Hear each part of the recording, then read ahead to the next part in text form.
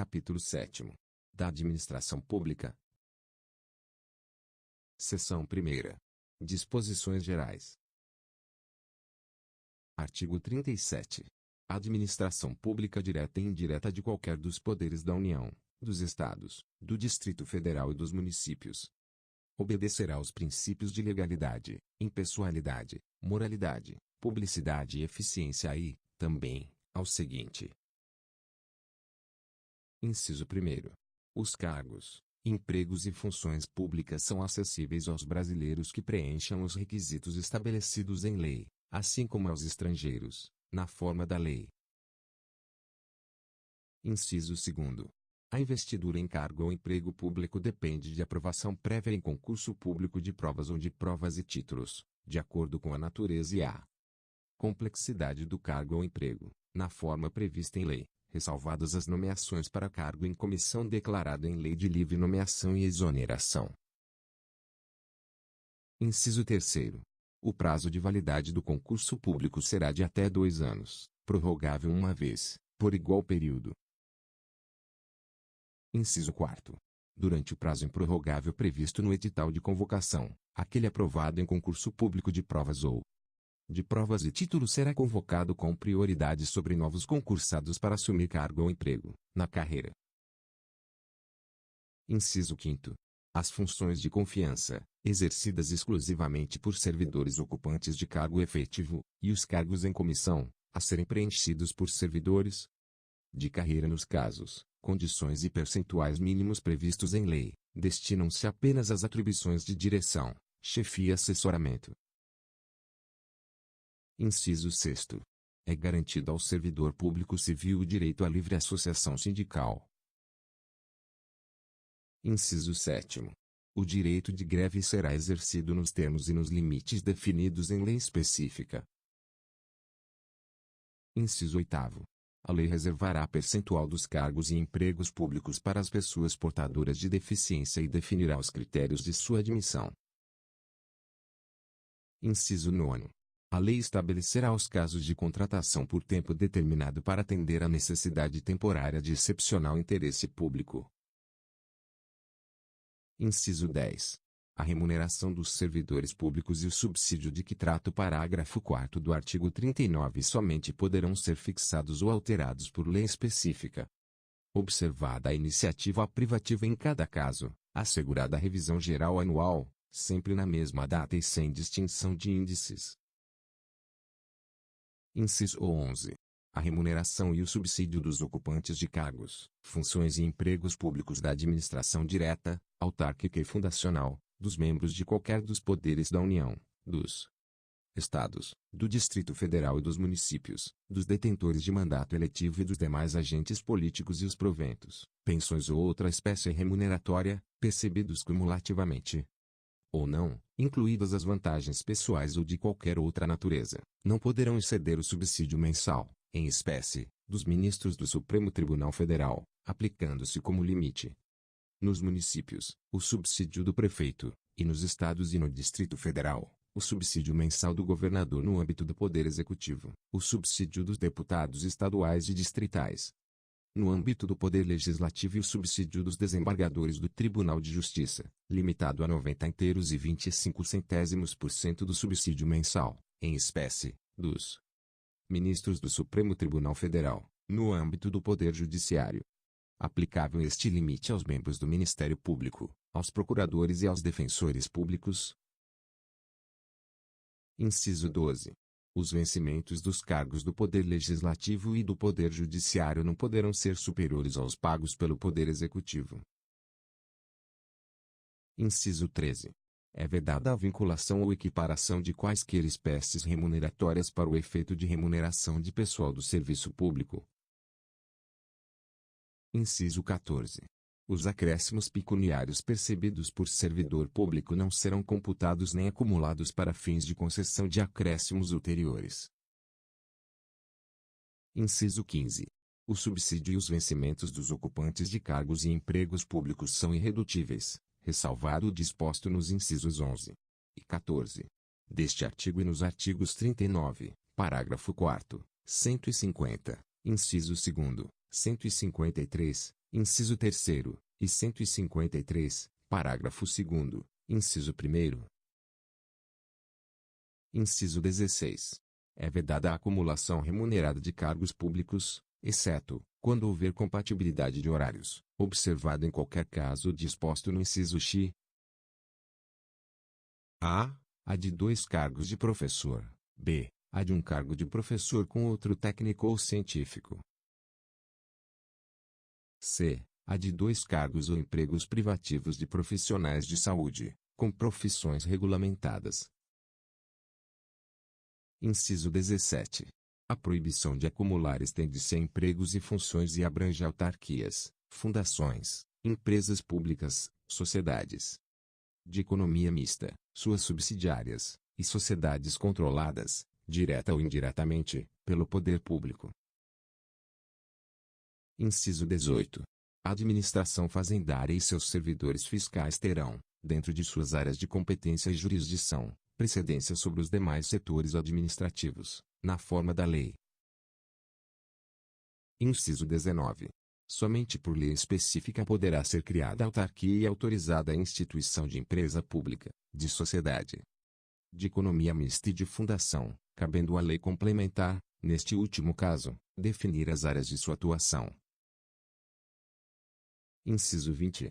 Depende de autorização legislativa, em cada caso, a criação de subsidiárias das entidades mencionadas no inciso anterior, assim como a participação de qualquer delas em empresa privada. Inciso 21.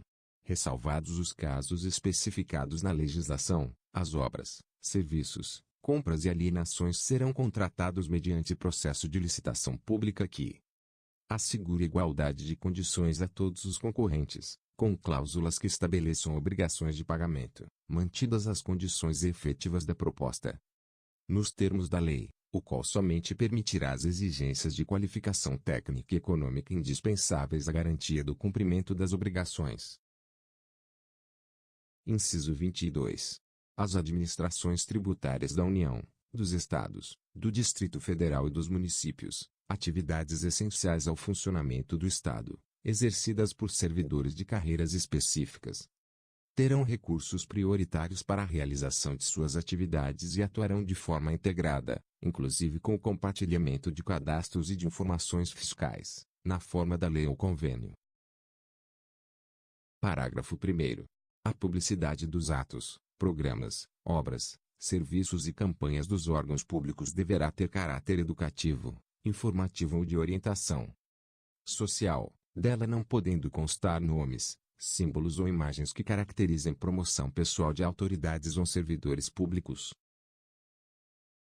Parágrafo 2º. A não observância do disposto nos incisos 2º e 3º implicará a nulidade do ato e a punição da autoridade responsável, nos termos da lei. Parágrafo 3º. A lei disciplinará as formas de participação do usuário na administração pública direta e indireta, regulando especialmente: inciso 1º. As reclamações relativas à prestação dos serviços públicos em geral, asseguradas a manutenção de serviços de atendimento ao usuário e a avaliação periódica, externa e interna, da qualidade dos serviços.